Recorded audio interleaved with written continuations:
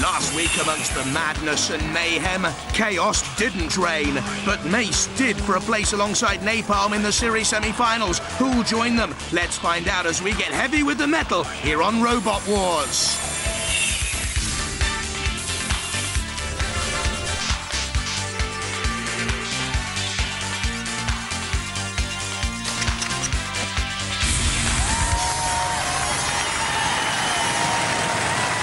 Ladies and gentlemen, please welcome K9's pedigree chum, Craig Charles. When the Cold War ended and military dictators around the world felt the nuclear-soled boot of Uncle Sam up their backsides, we all felt safe. Once we worried about melting in a nuclear explosion. Now we worry about melting cheese in our Argos catalogue fondue set. But as you sit there reclining in your world of leather armchairs, introducing your grandchildren to uncommonly good butter candy, remember this: a new war rages. It makes the Cold War look like a hot summer's day. It's called Robot Wars. And to prove it, 6 iron-plated superpowers are going to battle for a place in our series semi-finals. Let's bring out the troops. First, from High Wycombe, Challenger. With its sleek lines and Ferrari dashing red, waspish yellow and black stripes, Challenger's weapons include an angle grinder disc, stainless steel spikes, driven by its own customised gearbox, weighs in at 74 kilos, second lightest in the round. Will that be costly? From Cambridge, Mortis. Back again from the First Wars, controversially eliminated before really leaving the trenches. This team mean for revenge and seeded second for this series. With the titanium Kevlar laminated shell, the martial art Tanto blade is powerful enough to rip up roads. From London, Oblivion. Oblivion, powered by Sinclair C5 motors, has front prongs made from hardened steel. A Trinity School project, but should they have added more weight, it's the lightest in the field at 58.7 kilos, second fastest at 12 miles an hour, and can still carry on motoring even if it's knocked on its head. From Nuneaton, Dreadnaut. Another First Wars veteran is back, and with improved weaponry. Fantastically frightening forklifts can lift up to 70 kilos. It has directional change relays. The original wheelchair motors were a bargain. The improvements, £200. Will it prove money well spent for the yellow and black bubble? From Abingdon, Rameses II. The team which gave us Scarab last time around walk like Egyptians again. Rameses II with an unusual high-density industrial polyethylene shell which could clog up chainsaws. And then there's always that spring-loaded arm to bring the opposition a winter of discontent. From the University of Reading, Griffon. Griffon looks like a moving video cassette recorder, but look for the fast-forward button. At 19 mph, no one can match that thrust. Its lifting arm is powered by linear actuators. To you and me and you, Craig, that means electronic pistons. They look big, they look impressive, but so did the Titanic. And one of our robots is going down in the first of our 3 rounds, the Gauntlet. This is the Gauntlet. It's been described as an obstacle course, but wipe out any memory you ever had about school sports day on a sunny afternoon. It's still a race to the end, but this time, circular saws, a flame pit, and the might of all of our house robots await our 6 gallant metallic athletes. Roboteers, stand by. Challenger driven by Steve Dove, the teammates Andy Byrne and Peter Rose. On the front here we have 4 sharp stainless steel spikes which are connected to the Formula 3 racing car spring to eliminate any large shocks going through the chassis of the robot. Over here we have a milling machine cutter which has 3 carbide inserts. At the back here we have a tungsten carbide saw spinning at 3000 RPM which goes up and down in this fashion. 3, 2, 1, activate. Now with that 24-volt industrial motor, that's a nippy start, and he's chosen the breeze blocks. A bit like knocking your head against a brick wall. Ooh, not once but twice for Challenger, the heavyweight. Now the driver, Steve Dove, wants to ride to the North Cape on a motorcycle. Let's be honest, Steve, you wouldn't get beyond Hadrian's Wall. Look, you can't get beyond this one. And look behind you, Challenger, shunts after you. And with the blade and with the pickaxe, you could get impaled. And with the 25mm ground clearance, you could get beached on that ramp. And in major trouble here, Challenger for Steve Dove. Dove? When doves cry? A prince of a performance? I don't think so. And with Matilda about to come in and shake those tail feathers. This could be the robot formerly known as Vicious. Time is ticking down on the challenge of challengers. The challenger team. Come up to the podium, lads. Come up to the podium. You seem determined to remove every brick in that wall. You got kind of caught on the side of the seesaw, didn't you? Yeah, we thought we'd broken down, but then we got a bit of backwards motion and we realised we were just off the ground. When we saw that motion, we thought we were still in with a chance, so we kept going for it. Well, you still could be in the chance to wait and see. Yeah. Give them a round of applause, ladies and gentlemen. So much hard work, but 5.3 metres only. That looks as if it'll be beaten. Okay, guys, gather around this scratched and mutilated body. Matilda had a good go over We there. gave it our best shot. Well, I'll let you go and inspect the damage proper, and we'll catch up with you later. All right, thanks very much. Who's driving? Robot ears, stand by. Mortis, driven by Rob Knight, back again. Mortis is back. It's been extensively reworked since the last war. New transmission on it, new components. The chassis has been re-welded and repaired. The front's been redone. The axe has been totally rebuilt since it broke last time over Leebot. Oh, that's not too much of a weapon, is it really? Oh, and that is Leebot Pepper Pot. You could pour pepper out of that Leebot machine. Totally new set of mechanisms, so hopefully this time will be a bit more reliable. Same electronics, new armour, and altogether a generally improved machine. 3, 2, 1. Activate. Which route for Mortis? Again, the wall. Oh. My tip for Mortis, as it powers its way through the wall, will be use that blade on Arthur Chilcott's beard and get a shave. The blade sighs. The electric car motor's power up and over the ramp, and there is Bash and Matilda blocking the way. What's going to be your tactic for the gauntlet? I'm going to pole straight into either Shunt or Matilda and hammer them as hard as I can with the axe until one of them falls over. That's great and simple. We like it. Matilda blocks the way through to the finishing line. All but taking punishment.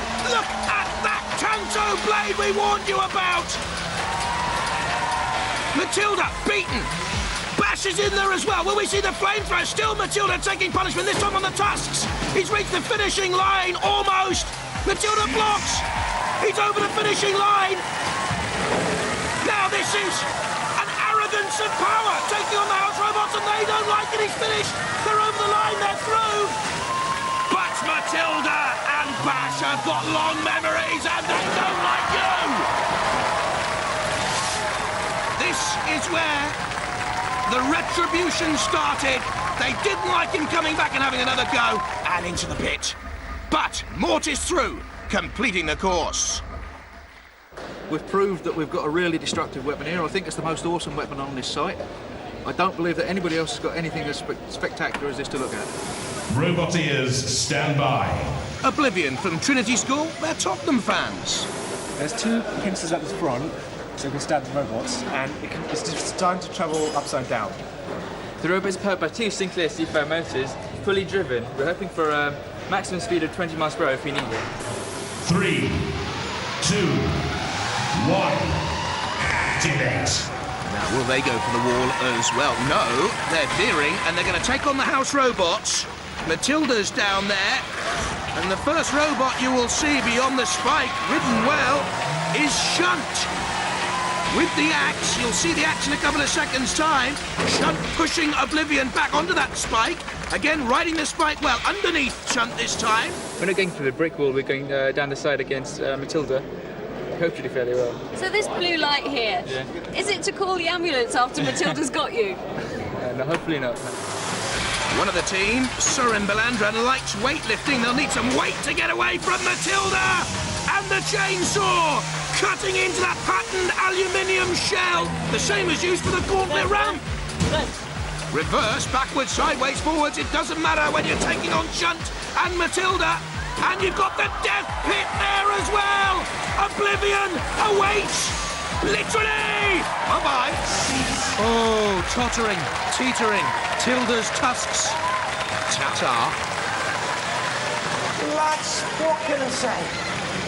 Shunted, pickaxed, chainsawed, and then sent to Oblivion. It seemed to be able to stand up to a good bit of stick, though, didn't it? Yeah, it was surprised. We felt it well. You might have done enough to make it through. You never know. Give them a round of applause, ladies and gentlemen. They are through, rising from the pits of Robot Wars hell. Oblivion 5.8 metres. Challenger nervous. Look at that. Two robots lining up to shove you both in the bit, to shove you in the bit. Oh, it's Matilda did the worst. Cut through there. A bit longer and should have gone right through the electronics, I bet. But your light kept flashing. Yeah. The light survived at least, yeah. Robot ears, stand by. Ken Feltwell driving, David Vowles alongside him. The only thing that's really remained the same since the last war is the bodywork, which we've had to repair quite a bit. And we've beefed up the forks here to make them a bit more powerful. We've changed also the drive mechanism for the forks. We've lowered it down considerably, so we've got an advantage there. And we've gone to wheelchair motors instead of starter motors, which hopefully will give us better performance. 3, 2, 1, activate. What will Dreadnaut have learnt from the first wars? Another brick in the wall. And another. Through though, Dreadnaut. But not powering on. What are they doing here?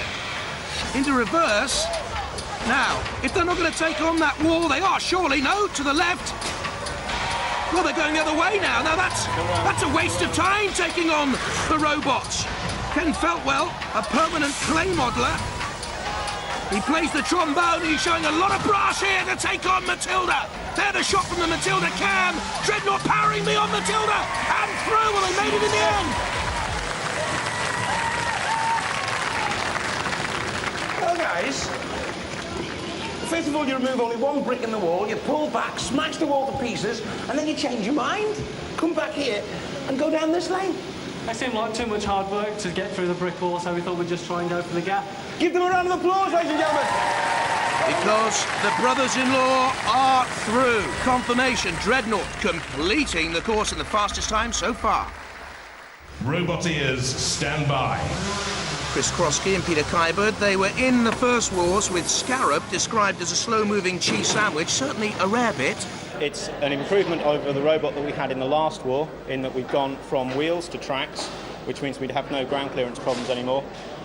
We've also improved the hammer mechanism, which is very similar to the one that we had in the last war. We've also now got very thick plastic armour, which is very, very light, but very hard to cut if you're set up to cut steel, which is what the robots around here all seem to be set up to cut. 3, 2, 1, activate. And the chaps from Abingdon have spent £1,500 on those modifications. Slow moving and steady. Rameses II. Takes on the wall. Now there's that 4-foot-long hammer, and it almost overthrew Rameses II there. Almost overbalancing. The motor, very highly biased for that hammer release. Has it got enough power to go beyond the bricks and take on the ramp? Behind, waiting, is Shunt. I don't think Shunt will close, though. And there, Matilda, just in case Rameses can get up and over the ramp. Matilda is there with the chainsaw. The chainsaw against the spring-loaded arm weapon. A mace, 9 kilos, 400 pounds of spring release. Matilda's tusks and the chainsaw to take on that polyethylene industrial shell. And I think they've done enough. Matilda tries to flip. Cease. I think they've done enough. Who wants a picture of Matilda's backside? Rameses II, they're through, 10.9 metres. Robot ears, stand by. Oliver Steeples driving there on the right with Ben Steeples, his brother. I can't tell you much about it because it's classified, but I'll show you the weapon, which is a lifting arm that can lift and flip other robots. 3, 2, 1, activate. Was it just me, or did that lifting arm look very, very slow? Beyond the spikes, well, thinking about them anyway, the movable video cassette recorder with the 2 front prongs. One of the house robots is going over. I've got a lifting arm, so I might as well use it.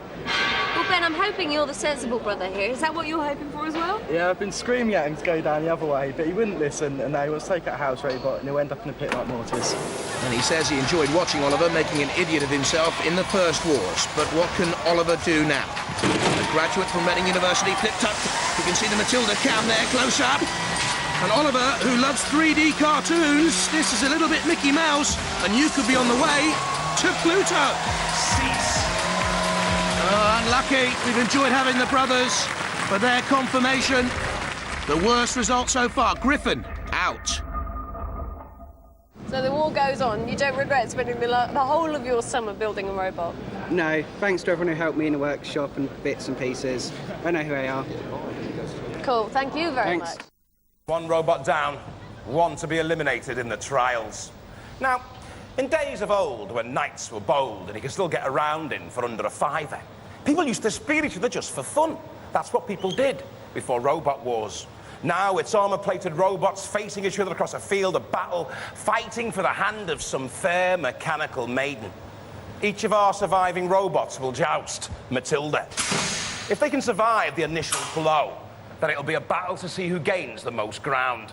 The robot who puts in the worst performance will waltz out of the tournament. Hey, let the trials begin. Robot ears, stand by.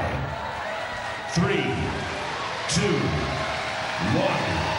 activate. All about power and pace. Oblivion can get up to 12 miles an hour, but immediately flipped and dangerously near to the edge of the ramp. If it goes off, the adjudicators will measure where it rests.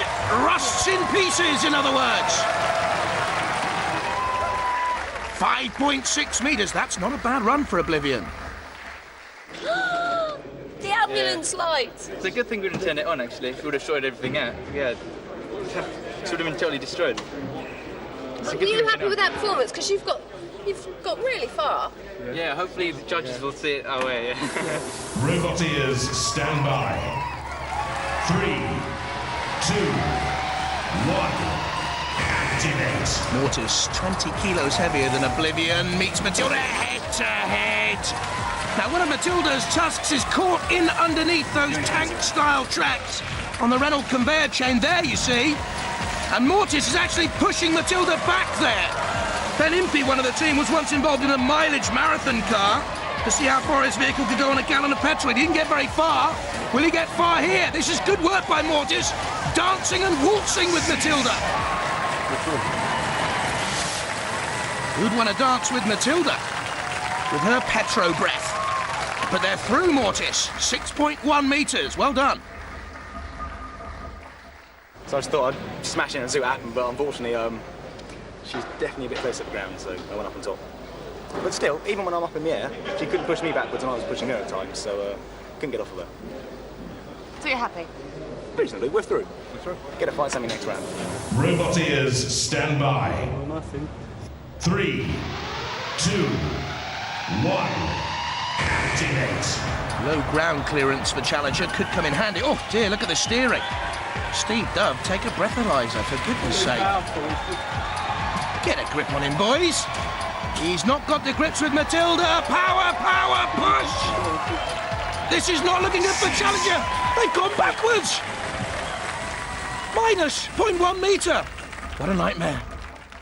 Jousting does really depend on the robot going in a straight line, doesn't it? It does, yes. It does go in a straight line if it's driven right.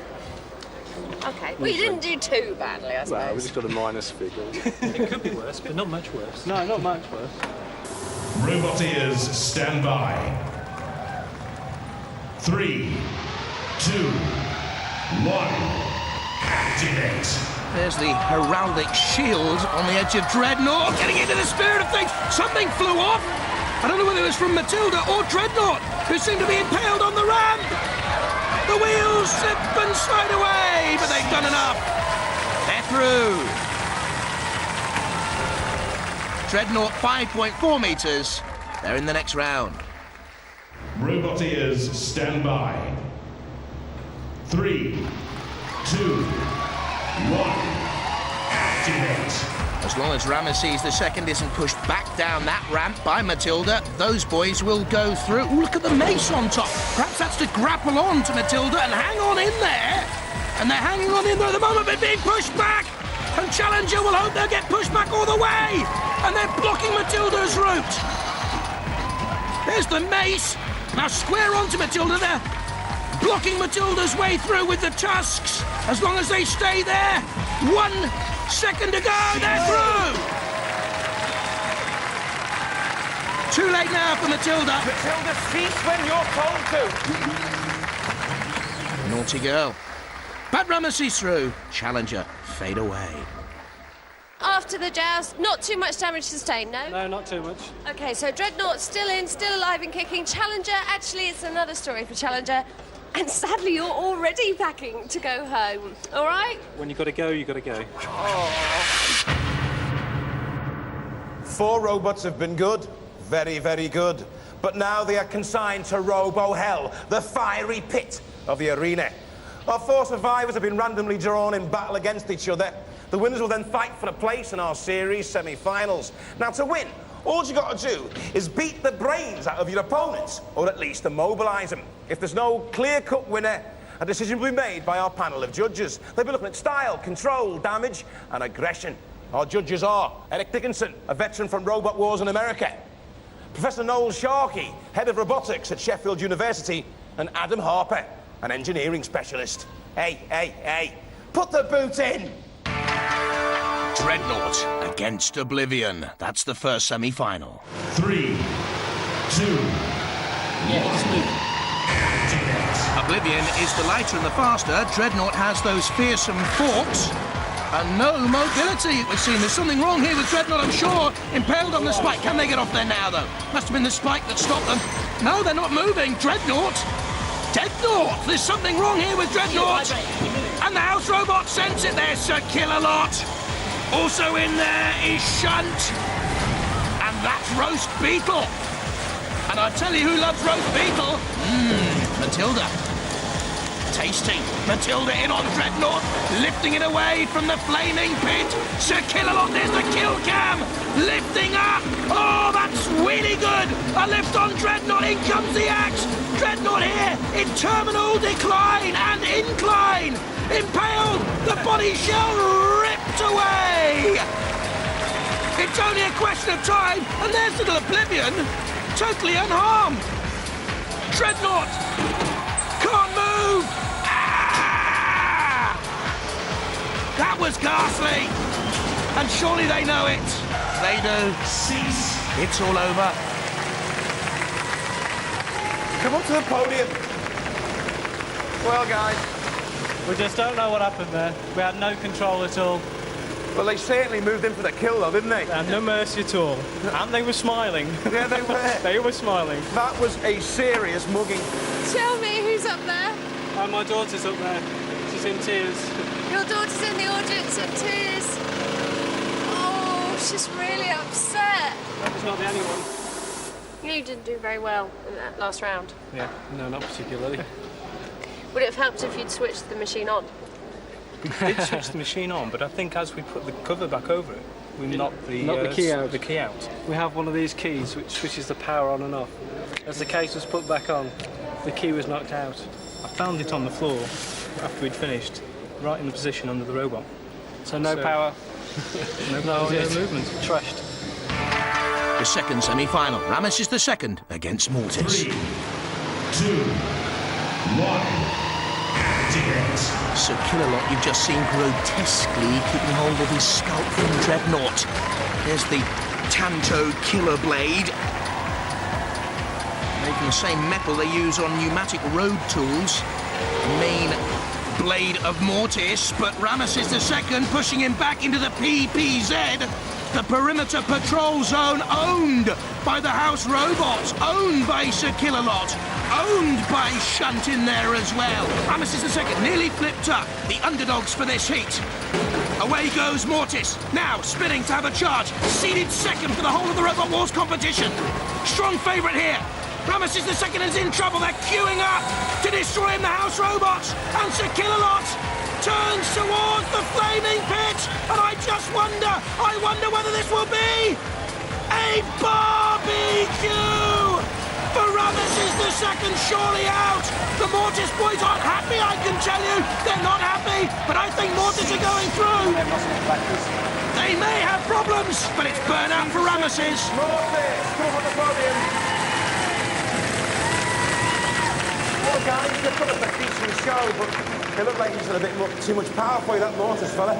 Something seems to have gone in our drive system, so we lost mobility. It was a bit scary when Kinloch picked you up and dangled you over the fire and sort of barbecued you like a burger. We are flameproof, no worries about the fire. Never mind, guys. Anyway, Mortis, one more fight and you're through to the series semi-finals. You're feeling confident? Would be more confident, but something's going wrong with the drive, so it's getting really bad interference. Congratulations, lads. Give them a round of applause. What's gone wrong now? We're just trying to... Nothing's gone wrong, we're just trying to protect it, because Mortis has got a reputation of going through things.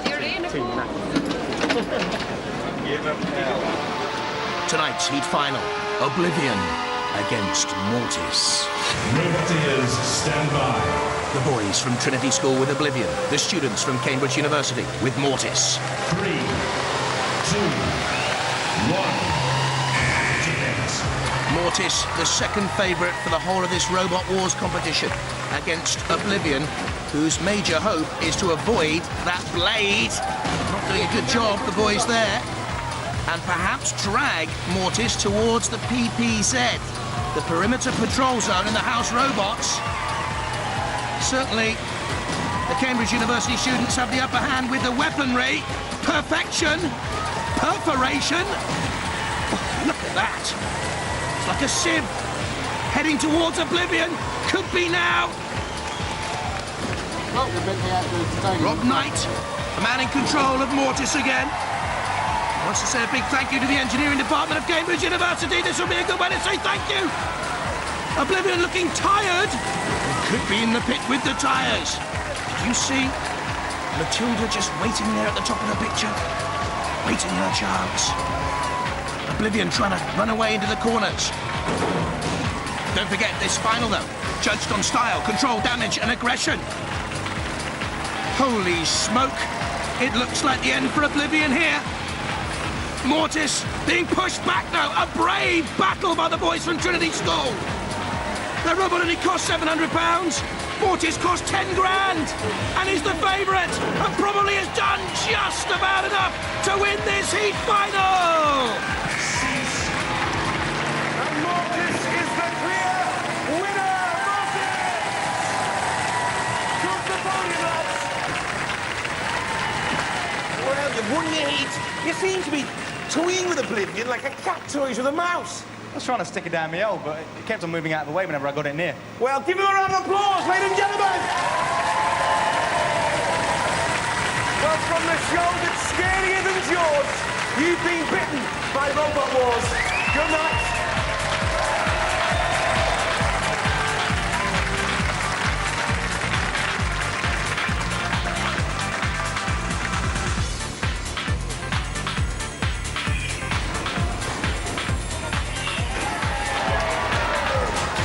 We had a few problems, but they didn't get right through, so we were surprised with that.